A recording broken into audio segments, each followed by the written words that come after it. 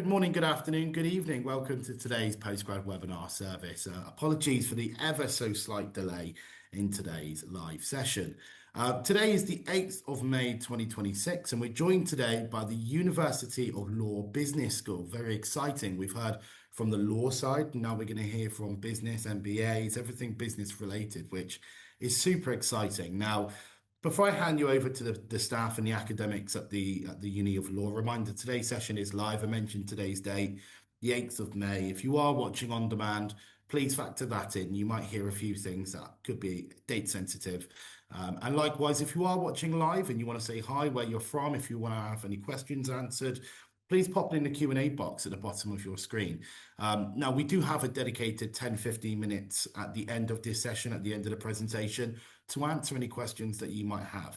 So feel free to put in there whatever you might have any concerns over, any issues, whatever it might be, please pop it in there. We will try and answer it as best as possible. But for now, I'd like to hand you over to Jane. Jane's going to hand you over to other members of staff throughout the session, and we'll introduce accordingly. But for now, Jane, Program and Student Lead for Business, over to you. Hi there, thanks Gareth. Hi everyone, thanks for joining us today for this Business Masters overview with the University of Law Business School. So I'm going to introduce myself and then my colleagues as well who are joining me today. So my name's Dr. Jane Tonge. I'm an Associate Professor and a Programme and Student Lead. I'm based at the Manchester and Leeds campuses, but we have a number of campuses throughout the UK, which we'll probably tell you about during the presentation. Let me just also introduce my colleague Josh and Bennu. I'll start with Josh. Hi everyone, thanks Jane. I'm Josh, Dr. Josh Pocklad. I'm also a Programme and Student Lead for Manchester and Leeds alongside Jane. Thanks Josh, and also then Bennu. Hello everybody, I'm Bennu. I also cover Manchester and Leeds. I teach marketing, I teach leadership mindset and economics, so welcome. Thank you. Thanks, Benny. Thanks, Josh. So what we're going to do today is give you an overview of the master's courses we have at University of Law Business School. That'll probably take about 15-20 minutes with myself and Josh, and then we're going to hand over to Bennu, who will take some of the rest of the session. And then, as Gareth said, at the end there'll be time for a Q&A. So please, if you have any questions, do pop them in the chat or save them till the end, and then we'll be happy to answer them for you. So let's start with the Business Masters overview. So I'm not sure if you're aware of who we are, University of Law, but we do have a thriving business school. You don't have to do law to do business with us. We have many students from the UK and around the world join us here in the UK and at our online campus to do their postgraduate study with us in a variety of areas that are not necessarily linked to the law, but have a very much a business and management focus. So we're going to tell you a little bit about those. So let's move on with the slides, if that's okay.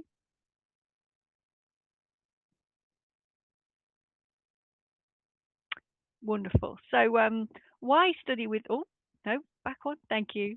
Why study with us? So we have lots of, as you might guess, lots of positives and lots of strong points about why the University of Law Business School is the right place for you to do your master's course in business and management.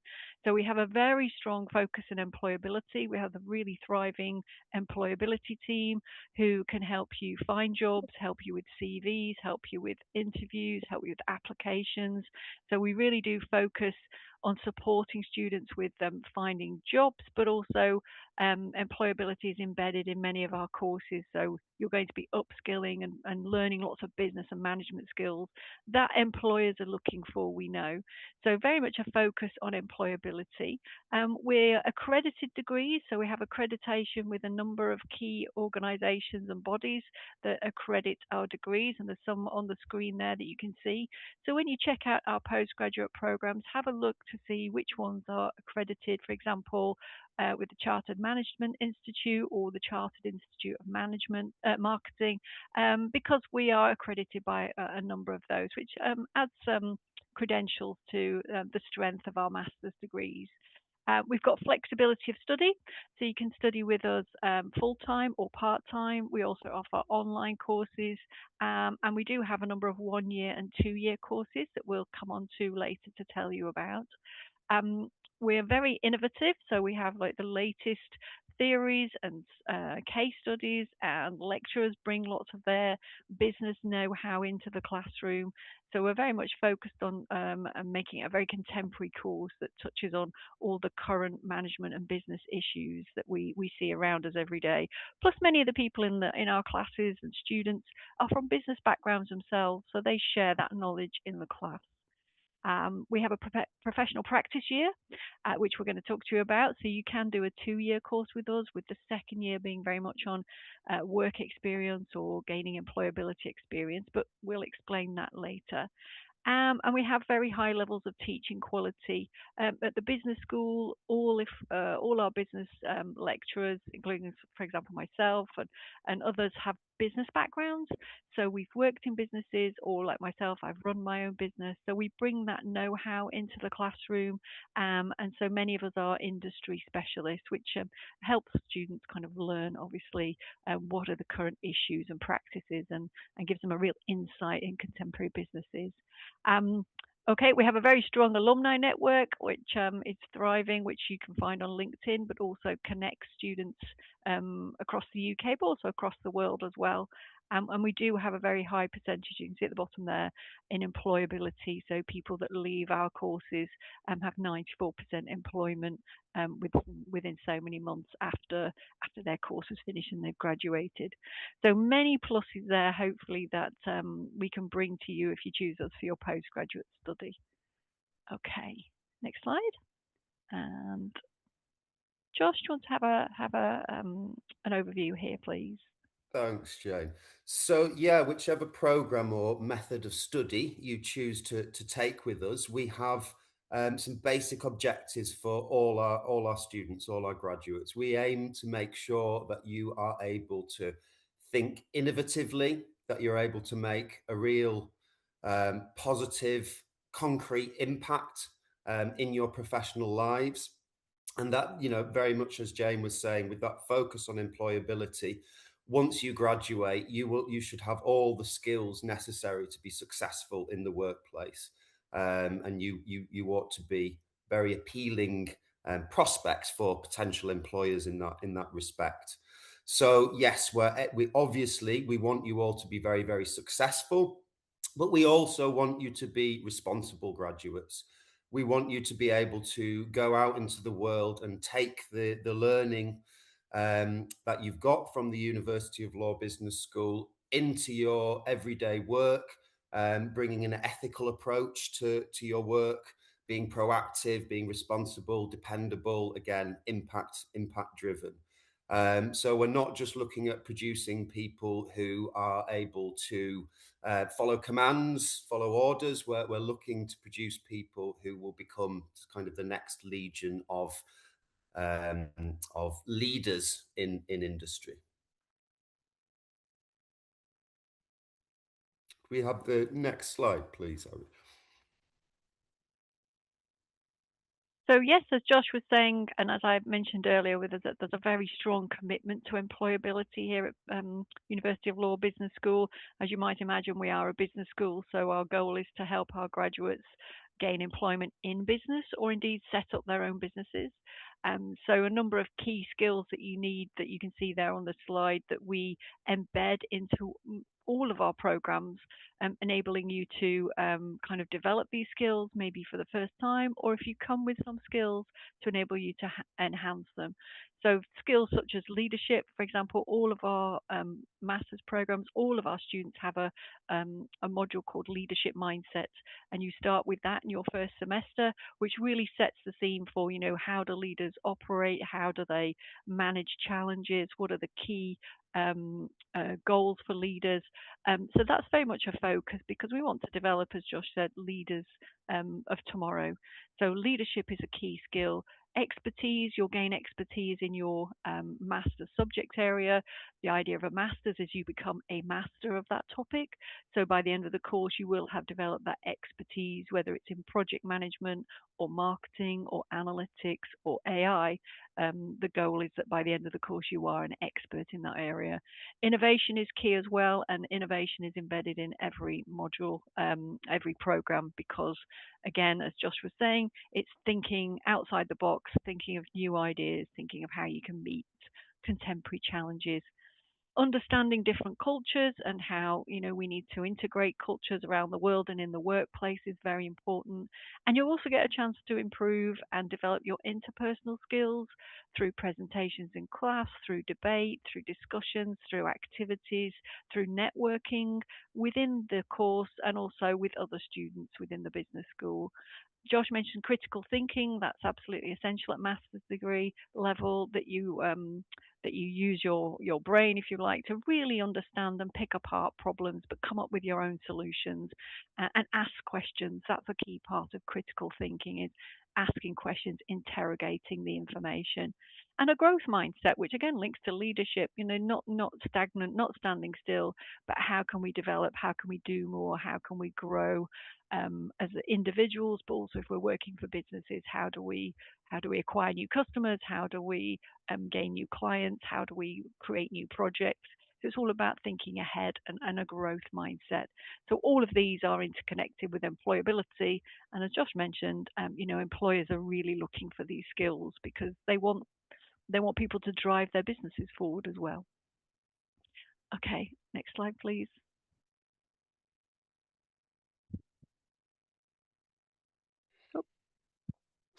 So we've got a range of courses within the business school. So you might be interested in marketing and therefore you would plump for the MSc in marketing. You might be interested in project management, strategic business management.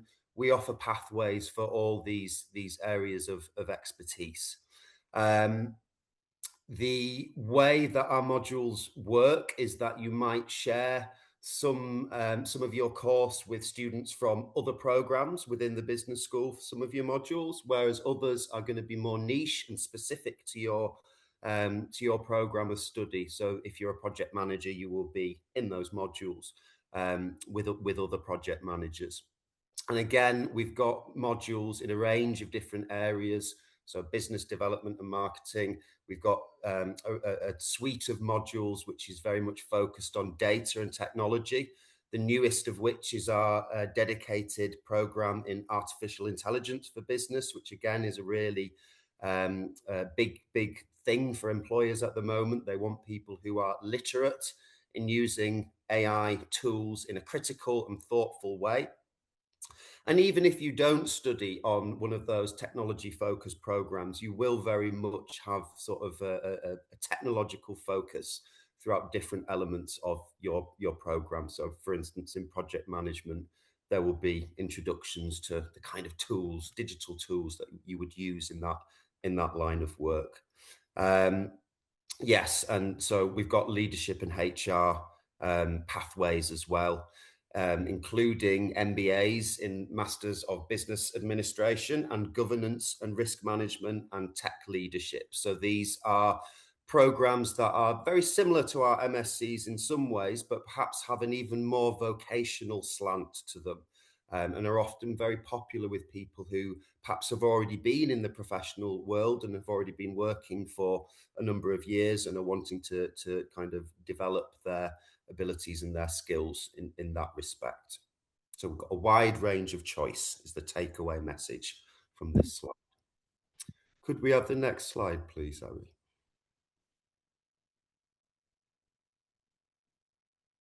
So as I mentioned earlier, you can do a 1-year or a 2-year course if you're doing a full-time program. We do also offer part-time programs and online programs.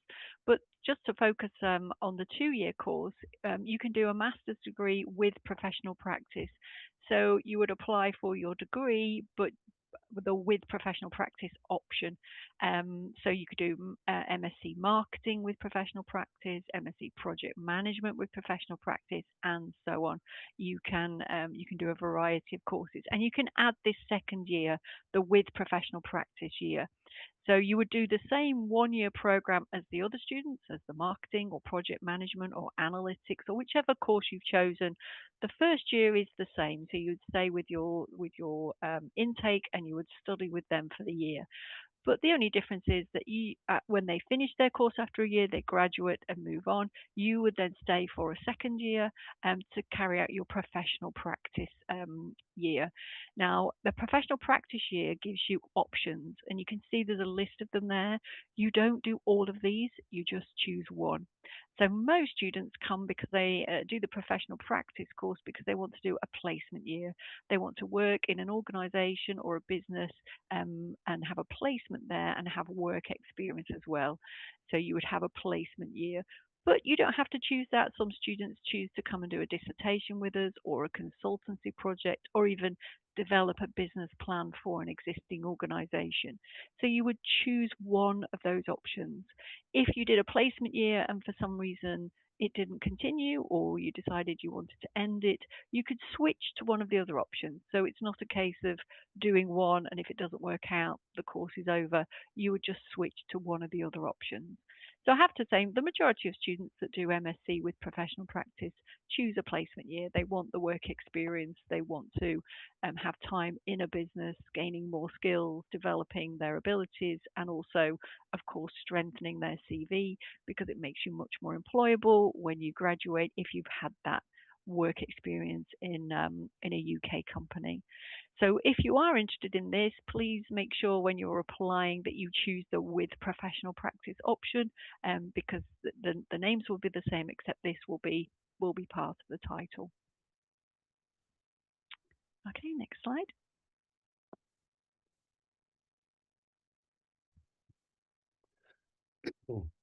So I mentioned a little bit before about the structure of our programs, and I said that there are some modules that are common to all programs. So whether you're doing project management or AI for business or leadership and HR, you will do in your first term a module called Leadership Mindset, which Benu and Jane have already mentioned.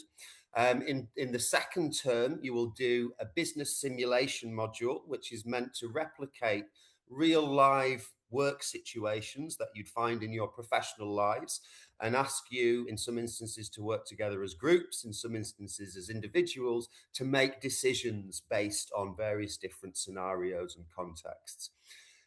In the third term, you'll do another kind of core module, which is called Contemporary Issues in Business. This is a module that uses a case method style of teaching. So the classes are very interactive. As a group, you will be given a case to read through and you will discuss the problems, issues featured in the case and come to some sort of, in some instances, solutions or be able to at least think through the problems in a holistic and critical way. Alongside those core modules, you'll also do your subject-specific modules. So each term you'll do 3 subject-specific modules. And again, if you're doing the marketing program, those modules will be particularly focused on facets of marketing, such as consumer behavior and psychology, market research, digital marketing analytics, and so on and so forth. So you get that nice balance between sort of foundational, core, generic business concepts that apply to all specialist fields and your kind of specialist modules that are going to give you those really niche skills and ways of thinking. You will also have 2 dedicated sources of support with you throughout your studies, whether you're doing the 1-year course or the 2-year course. You will have a student journey advisor who is someone who is there to support you with non-academic issues. So this might be around, you might get halfway through your studies and you have a problem in your personal life that is kind of proving a bit of a barrier. They're there to kind of help you get support for those kinds of things, think of different ways of working around the problems, and so on and so forth. The other person you'll have is your academic coach, and they're there to support you with academic things. So things like referencing, research, note-taking, how to interpret feedback that you've got from assessments that you've already undertaken, and to take that feedback forward to improve on your future assessments. So again, those will be specific individuals that you will get to know quite closely over the course of your journey, and you'll be able to feel really comfortable and confident with those forms of support. We also offer something called a Work Ready Award, which is something I'm not entirely familiar with, so I'm not going to give you kind of the lowdown on that, lest I give you the wrong information. But when you arrive, there will be someone who is well versed in the Work Ready Award who will be able to explain that to you. But in general terms, that's sort of a piece of certification that goes alongside your degree to really prove to employers that you have these really tangible and concrete skills that are going to be valuable to whichever organization or business you end up working in. Thank you, Ari. Could we have the next slide, please? So just to pick on what Josh was saying, you do 4 modules each semester. So each module at the moment is worth 15 credits, which equates to 150 hours worth of input from yourself. But you don't spend 150 hours in the classroom. Those hours are divided up into a number of types of activity on your behalf. So there would be within that 18 hours will be face-to-face workshops in the classroom with a lecturer. Our workshops are very interactive. They're not so much as lectures where somebody stands at the front and talks to you, but they are in people sit around in groups. They sit in teams, and there's a lot of activities, a lot of discussion and interaction. So they're more interactive workshops than lectures. So you would have 18 hours of interactive workshops with your lecturer during the semester, and that's for each module. So you can imagine you're doing 4 a semester. You would have 4 workshops, 2 per week for each of your modules. So you'd be on 8 workshops. But the 150 hours is actually made up of a number of other activities as well. So you would have independent study hours. Now, the reason for this is that at postgraduate level, you're a level 7 student, which is deemed to be an independent learner. So you need to be self-motivated. You need to be able to invest in yourself and carry out your own studies, read textbooks, find case studies, work on presentations. This is your self-directed learner. But that independent study hours would include preparing for classes, doing activities after classes set by the lecturer, reading the core textbooks, and also working on your assignments. So every module has an assignment. So you would use that time as well over the 8, 9, 10 weeks of the semester to prepare your assignments for submission at the end of the semester. So all in all, you need to be thinking you have to invest around 150 hours per module in order to become that expert, that master we talked about earlier on. So if you're prepared to invest that time, then you will gain that expertise. Okay, next slide, please.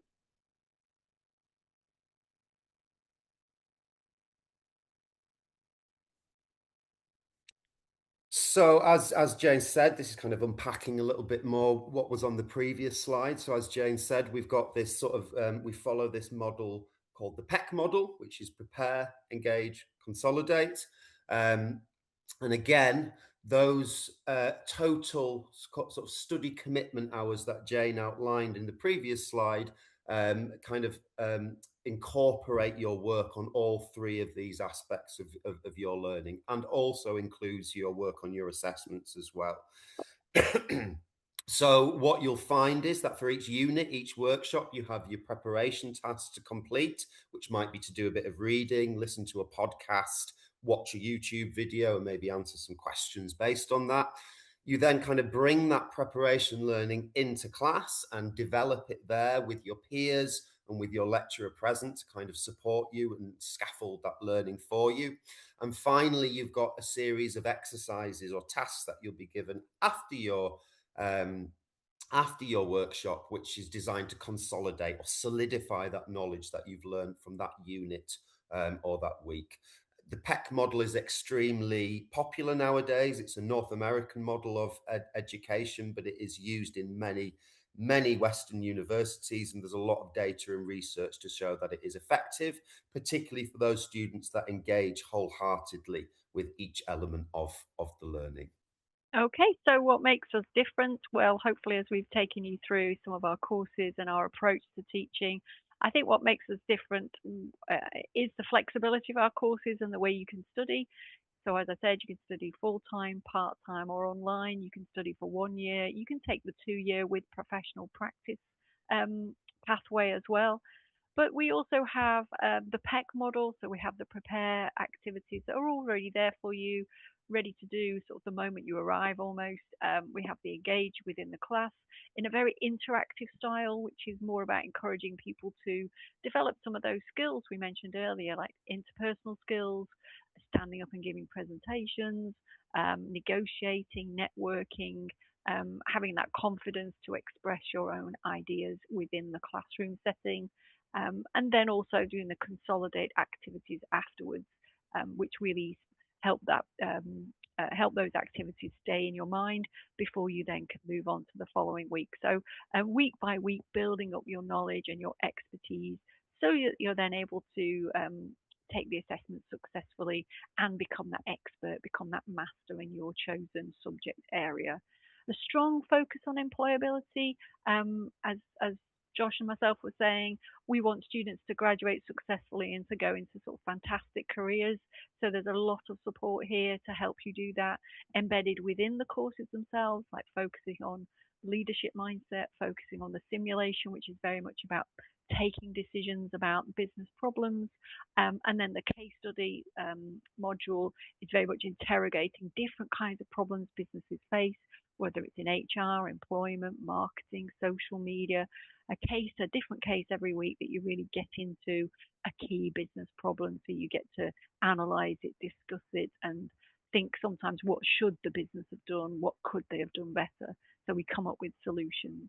And the quality of teaching is very high here. As again, I mentioned already, many, if not all of the lecturers, the business lecturers have a business background, have worked in businesses, or have got very strong academic background. So we bring all that knowledge and expertise into the classroom so that you can benefit from that from first-hand experience from those of you that are in the class and can talk to the lecturer and ask questions, and they bring in their own examples of what they've experienced in business as well.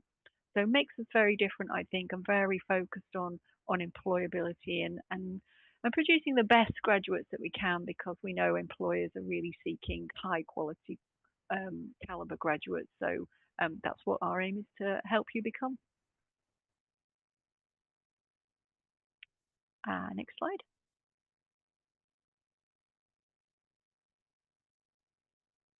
So I can carry on with this if you like, Josh. So I think I've already mentioned that we have a number of study modes. So full-time, part-time, you can do a 1 year, you can do a 2 year, or you can do the with professional practice, which is a 2 year program.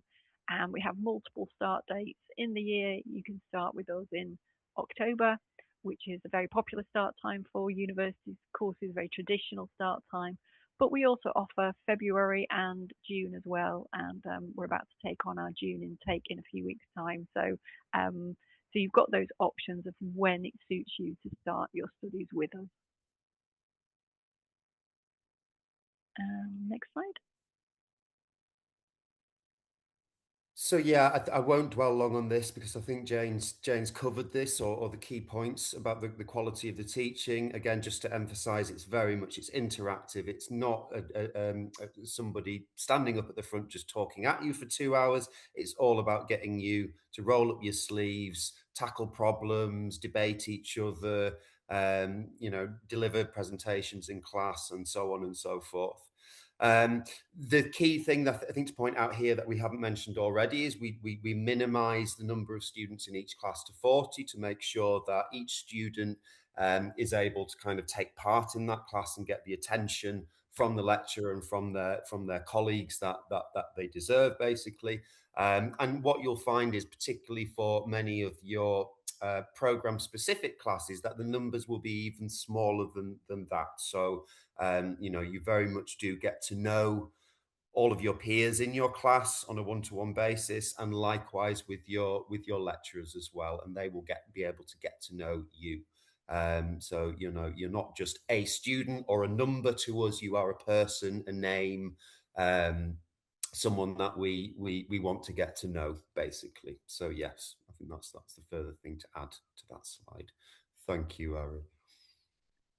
Yeah, employability. So I think I've mentioned this several times. It is a key aim in our programs and delivery because we want you to get fantastic jobs when you graduate. You know, that's the aim of the business school, is to help people move into business or set up their own businesses. So we do have lecturers with real world experience, and some still have a real world experience and are working as well. An award-winning careers department. Our careers department recently won an award for all the great work it does to support students in finding, applying for, and being successful in gaining sort of the jobs that they're dreaming of. And then we have the 2-year MSc program, which is growing in popularity every year, as students opt for, the chance to take on some placement experience and improve their CV, and perhaps spend a little bit more time in the UK, and look for jobs here. So yeah, so lots of employability focus. And finally, and again, I won't dwell long on this because I know Benu is itching to do her taster activity with you, but we work with a number of sort of large businesses and organizations, some of which are on our advisory board. So again, this very much ties into our emphasis on employability. We are actively speaking with and interacting with employers and getting their viewpoints on what kind of skills we need to be equipping you guys with, and what kind of graduates they want to see in the market once you've graduated. So again, you can be assured that there is a strong connection between the University of Law Business School and sort of industry itself. Okay, thanks, Josh. So I think we're handing over now to Benu, who's going to take on the next part of this session before we come to a close later with some Q&As. I can already see there's some questions in the chat, so that'll be nice to kind of help you with those answers. But for now, Benu, over to you. Yeah. Welcome, everybody. Really nice to see you or hear from you in the chat. I particularly liked Amos and Tapiwe, so thank you so much. So I'll be covering why do we love certain brands. So this is part of a marketing module, and are they worth it or just good marketing? So we're going to look at consumer choices and how marketing influences today. So my name is Benu. I'm looking forward to delivering this today. Thank you. So I'm just going to cover introduction. So this is the session overview. So most modules have a session overview and objectives. So for this one, we're exploring brand loyalty. We're exploring the psychological and emotional factors that drive consumers, because it's not just demographic. I'm sure you're very well aware of age, sex, income, all that comes into play, but other things also. The mind comes into play and the emotion comes into play. So that's something we'll be exploring. The other is value. Analyze if the brand preference stems from true product value or is it to do with marketing. Sometimes we buy a product because of the advert. So we're going to explore that. And then the idea of storytelling and linking it to identity and the brand, that plays a huge role in someone who buys a product or a service. And the final one is critical thinking on consumer behavior. So it encourages debate on whether brand loyalty is driven by rational or emotional attachment. What is it for you? So that's what I'll be covering. Thank you. Okay, so my question to you, the people that are here at the moment, is which brand do you love and why? That is a question that I wanted to ask. If you can pop that in your chat. So it just gives me an idea of why you are looking at certain. Okay, so I've got Gucci. That's fabulous. Thank you. What else have you got? What else have you got? What other brands do you like? What are the brands? Okay, here we go. Krispy Kreme. Oh, yes, that's a good one. Thank you, Krispy Kreme. That's a nice one. Anything? Nike, yes. Thank you. We're going to cover that today. So thank you so much. Puma, fabulous. They're coming thick and fast. Lululemon, cool. So this is the reason why I want to cover this. So Adidas, thank you so much. So some of you have certain emotional attachments to these brands, and it's to do with what that brand looks like in social media, for instance. Yes, thank you so much. I like that. I love Nike. So it all depends on that, isn't it? It's sometimes we follow a brand because it's the in brand to follow. So we're looking at things like the emotion that attracts you to that brand, the status that influences you to buy that brand. So there's all sorts of reasons why we connect with that.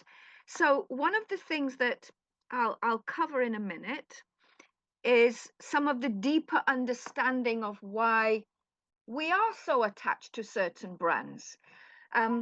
Thank you. Next slide. So we're going to look at psychology. As psychologists always look at your mind. So these are the reasons why we have emotional attachments. Rational means that we're not emotionally attached to it.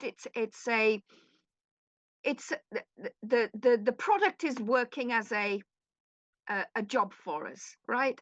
However, we often buy emotionally, and the emotional factors are things like we trust something. I don't know which countries you come from.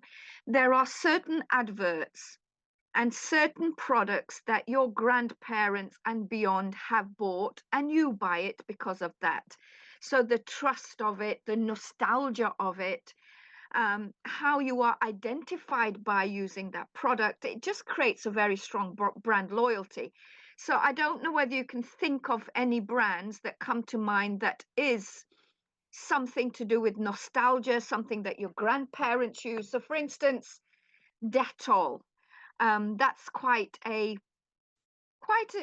brand that around the world that people really, really connect with, and your grandparents have used it, so it's still quite prevalent today.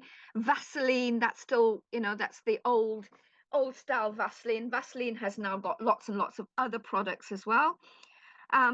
Sorry, thank you. Coca-Cola, Disney, thank you. That's brilliant. So that's one of the reasons why we connect to it. It's to do with emotion. The rational attachment is to do with quality, reliability, functionality. So often the Japanese buy products for that. They don't necessarily wear products with the Nike and the Adidas logo on it. They buy it for the quality, the look, the feel, and the functionality of it. So that's the rational attachment. I think that the world is going that way rather than having a huge, having a brand on your sleeve or all over your body. That's the way it's going. It's going back to basics and being identified with that brand because I like it and it's having a function. The other is brand identity. So at the moment, I'm based in the UK. So at the moment, many of the Gen Z will wear products with lots and lots of branding on it. Apple, Nike, Adidas, all these products that you've said is a brand identity. And often in school, colleges, universities, that generation needs to have it to have peer support for that. So that's one of the reasons why we wear or use some of these, because of status. The other is to do, so I've introduced a little bit of theory. We always, in all our business modules, we introduce lots of theories and models. I particularly like Maslow's hierarchy. So for instance, it's a triangle. So if you look up Maslow's hierarchy, it's a triangle.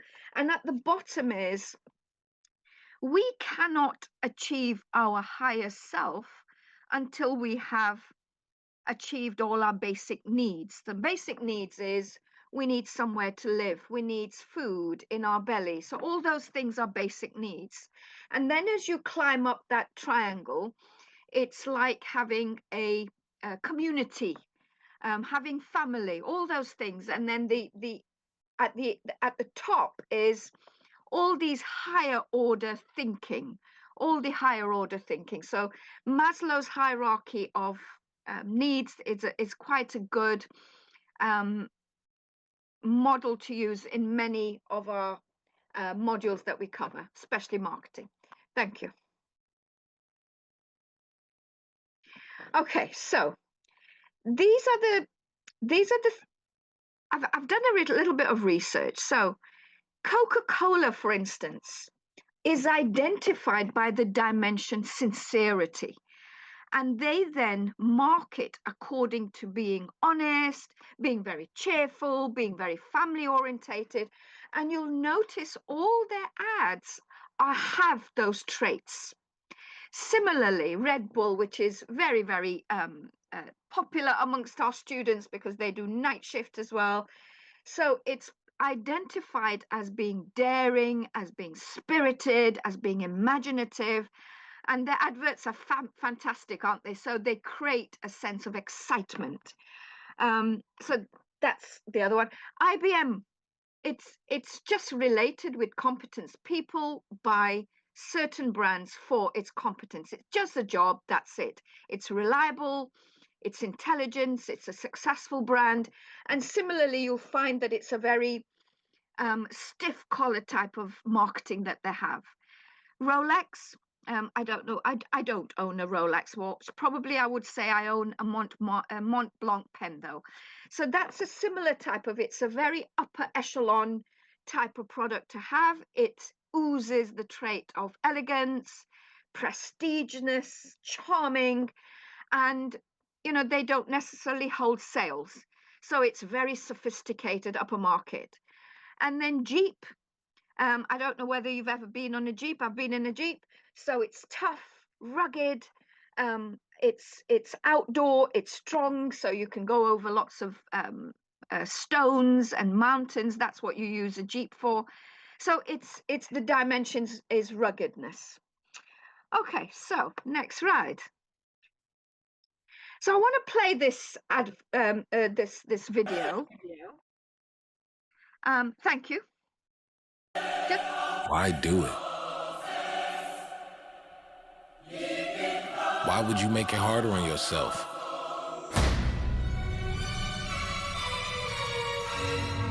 Why chance it? Why put it on the line?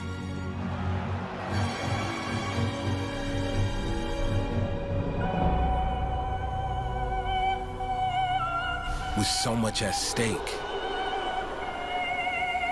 with so much room to fail, why risk it? Why would you dare? Seriously, why? You could give everything you have and still lose. But my question is, what if you don't?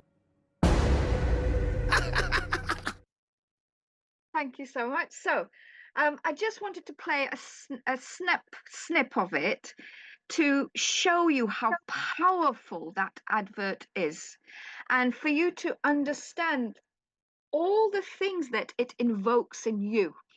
You know, it makes you want to rush and buy a product. You saw some of the faces. So Nike often uses high performance athletes to market their products. And their products are very known for making it easier for the athletes to perform at their best. So it just, you know, it's such a fabulous advert. Who thinks of these trades? Okay, so thank you so much for all of these questions that you're giving me. So these are the questions. Perceived value versus actual value. So I think sometimes we don't as human beings, look beyond just buying the product. So the perceived value includes emotion, includes status, includes consumer trust beyond the product features. So yes, Nike has certain products and there's high performance fabrics in that, all sorts of different items that they have in that product. But we look beyond that, don't we? We don't necessarily just look at that product. It's just fabulous. So the tangible product is on measurable qualities in the durability. So for instance, I bought a dishwasher recently and I looked at the guarantee, the durability, what it does, whether it has different types of drawers for my spoons and forks and different types of crockery. So I was looking at that tangible product attributes. And I hope that you do look beyond the emotional benefits of many of your products. And I think, I don't know, I am very brand. I like brands and I do emotionally attach myself to brands. But as I have got older, I do look at that basic back to reality of durability and performance before I buy it, because sometimes you need to get out of that headspace of marketing. So the marketing strategies are packaging. Oh my gosh, we buy products for the packaging. How many unboxing reels have you seen? I love those reels. They're fantastic. And it's just packaging. We will not use that packaging, but we still buy it. You know, it's just, and the storytelling, the storytelling is just amazing, and we buy it for that. So that's how it differentiates. We buy a Coca-Cola compared to a Pepsi because of the storytelling, right? And that's how, so in marketing, it's called a differentiated product, because although it's the drinks industry, they have different people that buy those particular products. So now all of you young people are looking beyond all of that, are looking at ethical considerations. So things like, I'm sure you've heard of Shein, fast fashion, and whether they are, especially after COVID, we are a bit more aware of hourly rates, slave labor, child labor. We're a bit more aware of that, and the wastage and having recycling products.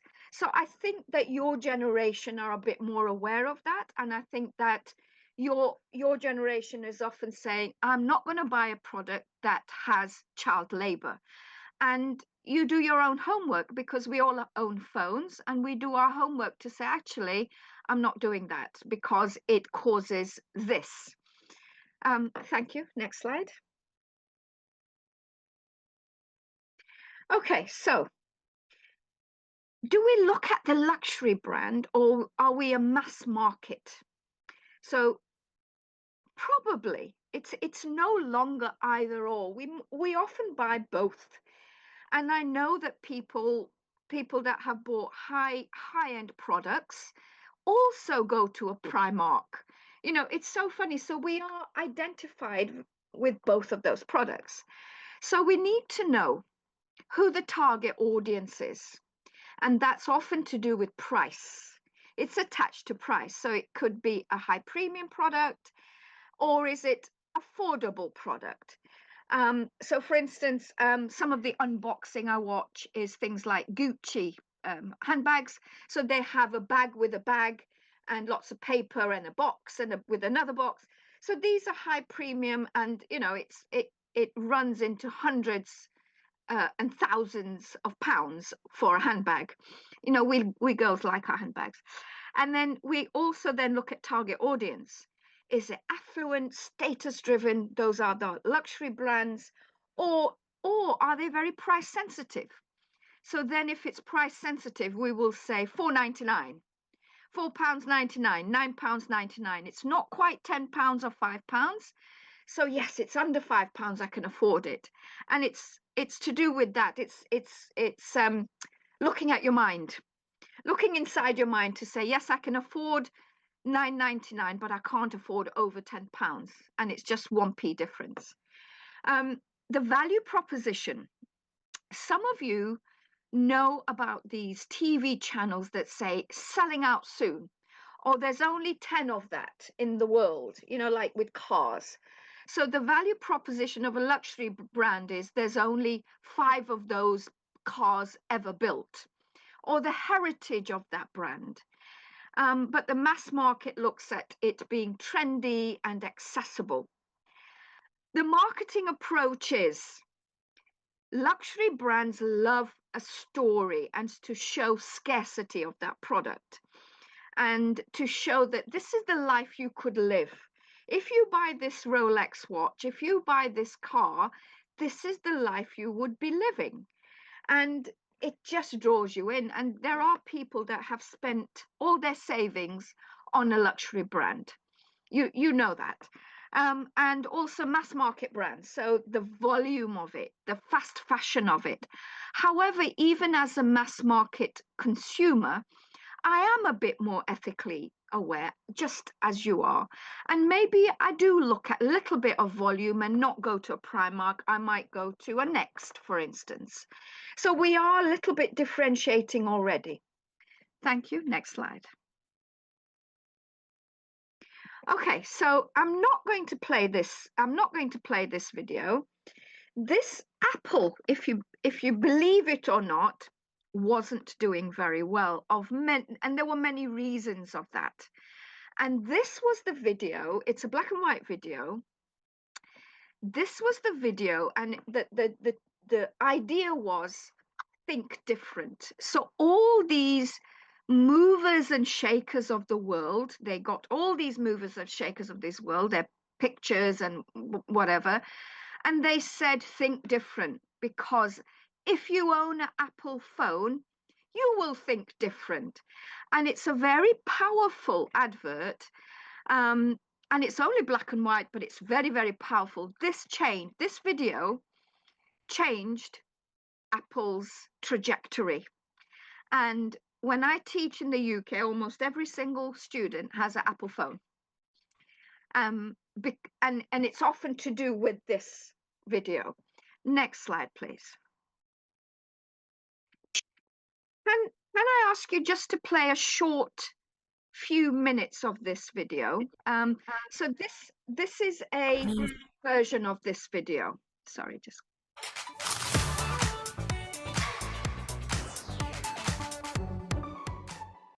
Need extra budget? Mabilis mag-loan sa Maya! I think you just have to press skip when you play it.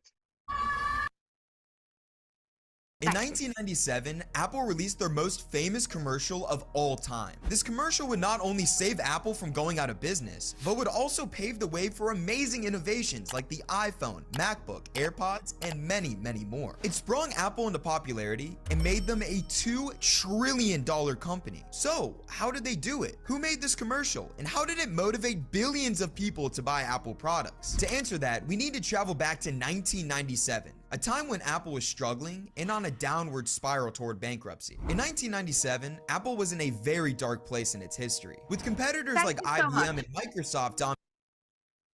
Thank you. So I believe all of these videos can be played. They're going to be in the chat, because I just want to finish off. I think I'm quite excited to finish off. So this is the role of marketing. So I just want to end with a few things that I want to cover.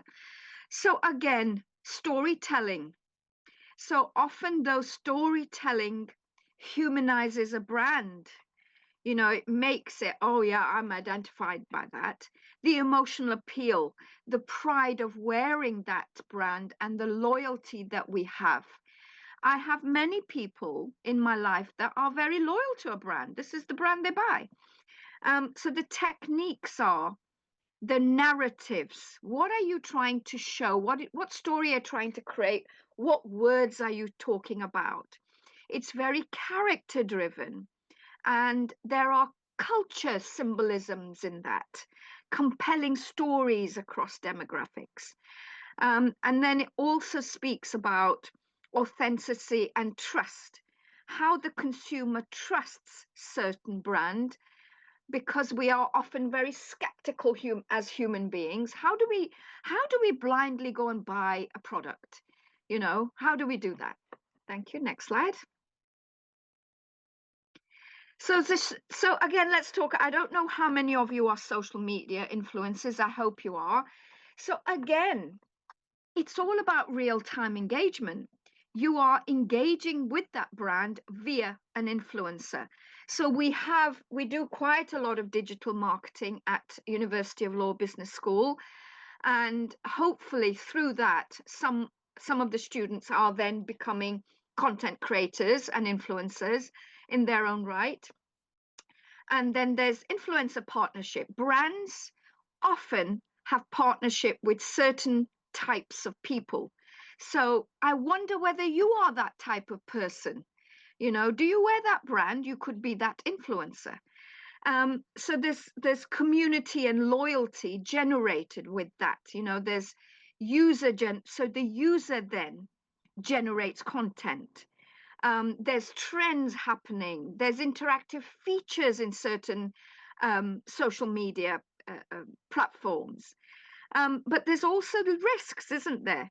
There's risks regarding authenticity, law, maintaining compliance, transparency, ethics. There's always risks. And I do find that my students often are very aware of those risks and very understanding of that. So I had one student to say, I don't buy a product until there are many TikToks of that product.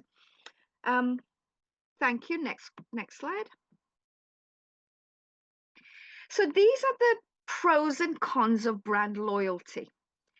So it reduces the marketing costs. If I know that this is what my consumer looks like and they are loyal, I then will target them. There's a lifetime value in that. And we are then securing consistent revenue because it's all about money, right? It's all about money.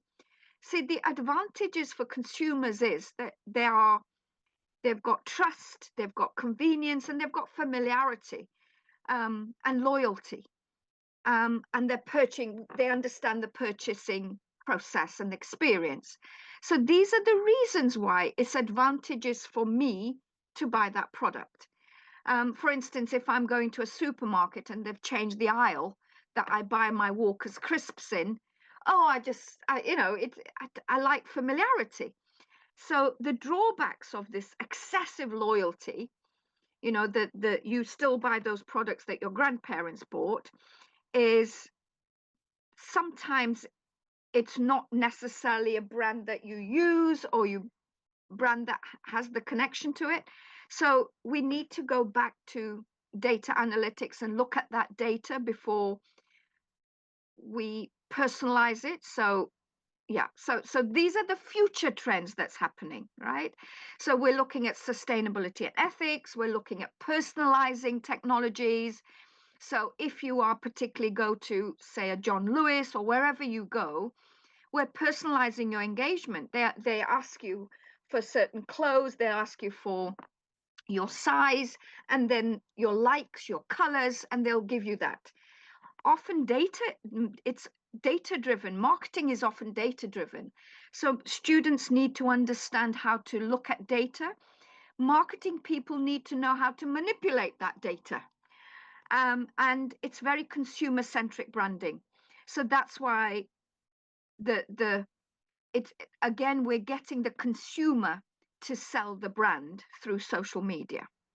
So these are some of the particular areas that we go into depth with. We go into ethics, we go into digital marketing, we go into data analytics, and we go into specific types of branding during some of these modules. Thank you so much for your time. Thank you very much. I think we're done now. Forgive me, Jane. I think, are we at the end of the presentation now? Yes, we are. Yes, I think, I don't know if Excellent. there's any So, time for questions yeah, or we there's some we in the would chat, normally I cut think. off now, but I think it's really important to answer some of the questions that have been asked. And I think, ironically enough, we're streaming this on social media, and I think everything you've just said there, Benyu, is so relatable, because I think in a world where we need traditional brands and we need old-fashioned, nostalgic brands, they are relying on modern day people to become influencers and Yeah, understand those yeah, brands. And I think it's fantastic. It's fascinating, actually, to yeah, yeah. so let's ask some of the questions that have been asked. So we're going to start with Benyu, if that's okay. Social media question that came in: what undergrad degree do I need for this? Now, there will be many students that will go, my degree is not business related, but this really resonates well with me. It might be that they're in the agriculture field and they want to move into this. Is that possible? Does it matter? So I'll just say a quick question, but then I'll give it to Jane. So it is possible. We have people that have an undergraduate degree that's not necessarily related, but I'm going to just pass it on to Jane, who's more of Yeah. understanding of that. Sure. So absolutely, I did my undergraduate degree was in English and history, and I've ended up becoming a business lecturer. So absolutely. There are sort of generic skills that you will have got from whatever undergraduate degree you've done, and those will be around things like researching, interpreting your assessment briefs, and so on and so forth. So whilst they're master's programs, and we might presume a little bit of existing knowledge on sort of business related things. Ultimately, you're not going to be at a disadvantage. You will get the full grounding you need in sort of business skills and business knowledge, and in order to do the degree. So you might have an undergraduate degree in English, in one of the sciences, in drama. It's not a barrier for you to apply for a master's No. degree in business. Well, that student's actually said, I think it was that student that asked it, apology, it doesn't actually say. It says they were in agribusiness management, which is a prime example. There's so many now programs and subject areas and industries that business now falls within. We got fashion, we got agriculture, we got horticulture, we've got so many different areas Yep. which business in particular falls under. So I'm going to try and keep moving on, if that's okay, because there's been a few questions asked. Now, Benyu, I think this is a really good question. Yeah.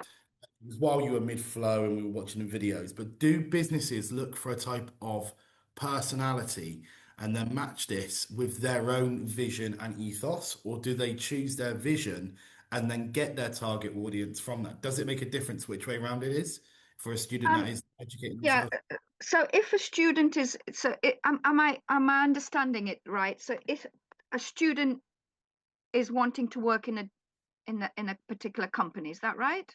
Yeah, so I think from what I gather, and if that student's watching, please do Yeah. elaborate. I think what they're saying here is if they went into a business and they became in a brand role, would you focus on their values and ethos first and work around that, or would you work on what's our target audience?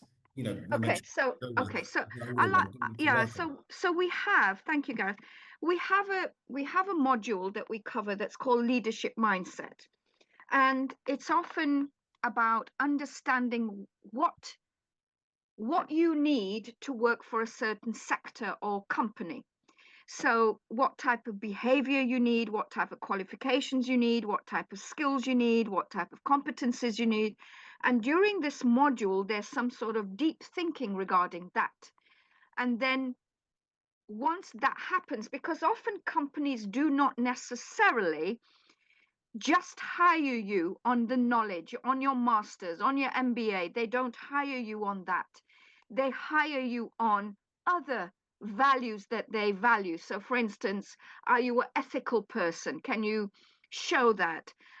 Do you have digital marketing skills? Can you show that? So, there's certain things they're looking for that could go under a USP, which is a unique selling point that is in collusion with that business's vision and mission statement, if that makes sense. Thank you. Yeah, it certainly does. Another question is coming. It's all related, so just please, Jane or Josh, feel free to Hopefully copy. Can you hear me now? Yeah, Yes. that's Yeah, good. Um, Thanks. so one of the questions coming, who thinks of these traits? Does it come from a CEO? Does it come from a new brand manager? So if they're fresh out, perhaps they're an intern, if they're fresh out of their masters, would they be expected to go in and build the trust to say, this is where we need to be moving? Or do they need to match the ethos and align with their beliefs? What would work best, do you feel? Well, oh, do you want me to answer, Benny? Yeah. Yeah. So, because I teach on the marketing as well, so I teach international marketing. So often it does come from the company and the product or service they're providing, and what their expertise is, and then they should be able to identify their key target audience. So they would know, like with Coca-Cola, we're aiming at, it's a family-oriented product, so we're aiming it at families. So therefore, all our marketing is family-oriented, showing picnics and family outings and holidays and community. So they've got a sense of what that product or service who will be buying it, who will be interested in it. But many businesses and organizations have a portfolio of products. So they have different products aimed at different types of people. So the drinks industry will have different types of drinks. They may have alcoholic, non-alcoholic, diet drinks, large size, small size. So they kind of have a range of products that are aimed at different target audiences, and they market them appropriately to that audience. That makes sense. Okay, thank you. I love this question that's come in. I'm going to elaborate on it further based on what I think they mean. They've used the word brave or naive. Both of you, or three of you, you're fresh out of university, you've done your masters, you go into business, you go into Deloitte, like you mentioned earlier, one of the people you work with, and you go in and you go in, this isn't right. Is that brave or is that naive? Because obviously, no doubt you'll be telling your students, both of you, you've got to be brave. You've got to be able to stand up and say, this is what we need to do. But at the same time, it could get you in a bit of bother. Could I take this Yeah, one? go on, Josh. Yep. It could be either. It would be brave if you have that understanding of the market, the context that the business and the brand is operating in. So if you've got fresh new ideas and you're saying, look, Generation Z doesn't want this old thing that we've been doing, they want this new thing that our competitors are doing, then you're basing your ideas and suggestions for changing the strategy of the business on concrete data and a concrete understanding of what is happening in the market and what your customers want and need.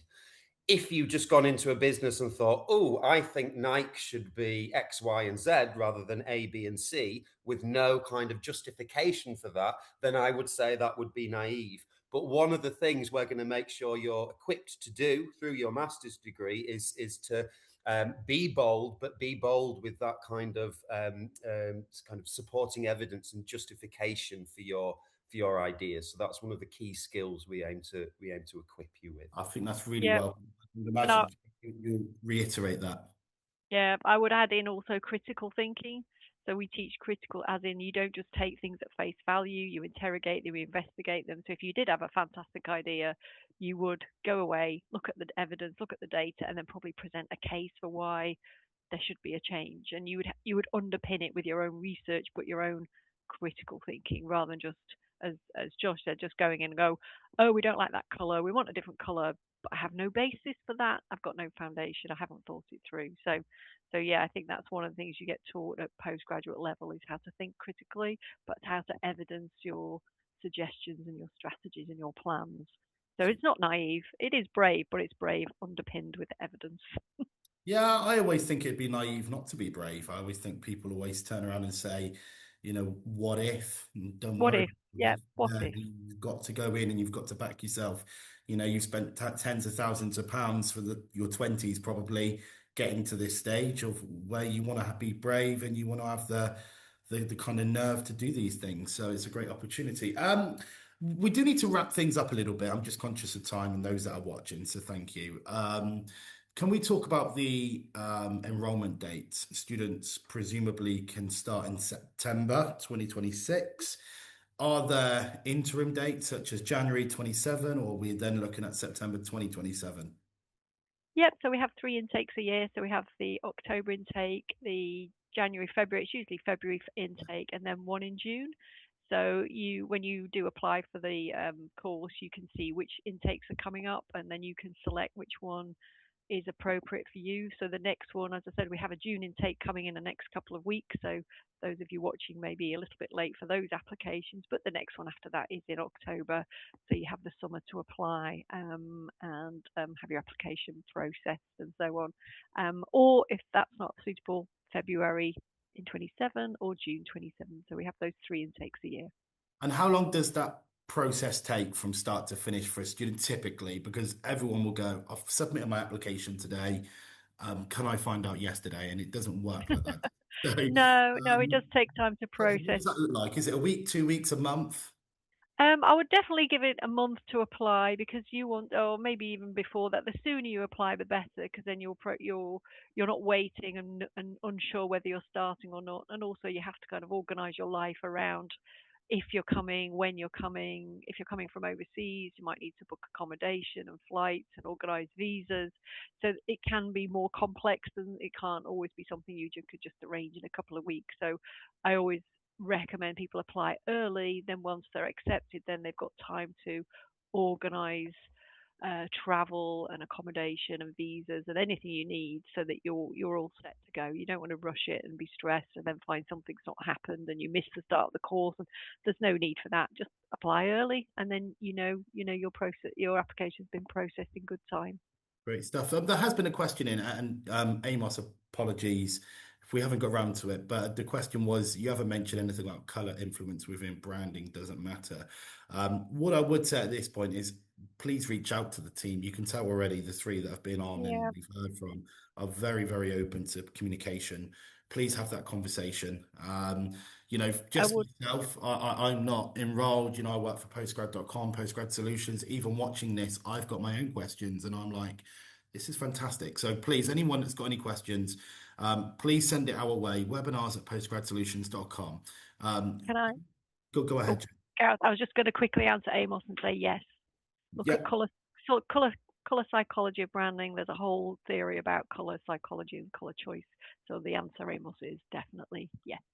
Brilliant. Amos, if you want further detail on that, please just reach out, but we will get in touch with you anyway.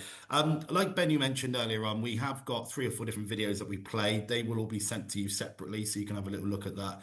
If you've got any questions at all, and if you would like a certificate of attendance today to confirm that you've watched this, and for any future University of Law webinars, please let us know, email us, and we will send that over to you. But for now, thank you for watching. Josh, Jane, Bennu, thank you for your time. Thank you. Brilliant session. Thank you. Really enjoyed it.